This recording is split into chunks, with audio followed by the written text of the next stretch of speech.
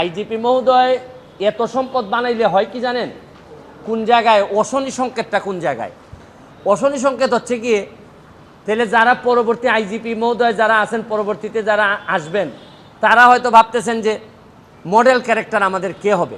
যারা অসৎ হবেন তারা তো বেনজির সাহেবকে ধরে নেবেন যে উনি হচ্ছেন কি আমাদের আদর্শ।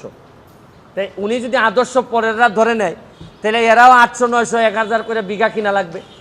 তারপর আসতেছেন নিচের যারা আসতেছে, যারা অসৎ, এর মধ্যে অনেক সৎ অফিসার আছেন, তারা কিন্তু অনেক বেশি ফ্রাস্ট্রেটেড হবে যে আমরা সততা করে কিছুই তো করতে পারলাম না, মেয়েরে পড়াইতে পারি না।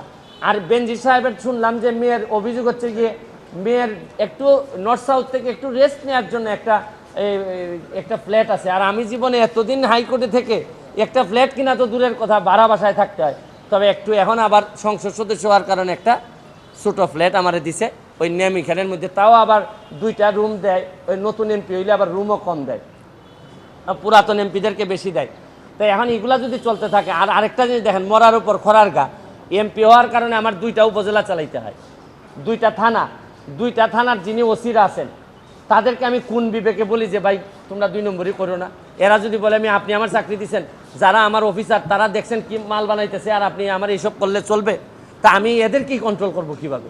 আবার এসপি সাহেব যদি বলে যে একটা ফোন কাইটা দেয়, আমি কি করব? কারণ যে সম্পদের হিসাব দিচ্ছে তাতে এক ব্যারিস্টার সুমনরে এমপি না মানলে কি হয়? তাই এইসব চিন্তা করে দেখলাম যে এত লোকের সাথে কথা বলার চেয়ে একটা অ্যাপ্লিকেশন দুদকে দিয়ে আসি। আর দুদক যদি মনে করে না এত বড় জিনিসের বিরুদ্ধে যাওয়া যাবে না, তাহলে তো আমার মহামান্য সুপ্রিম কোর্ট তো আছেই, এইসব জায়গায় নক করব। আমার কথা হচ্ছে যে ভাই কতটুকু করতে পারবো জানি না, তবে চোখ রেখে বলতে পারবো যে আমি চেষ্টা করে গেছি।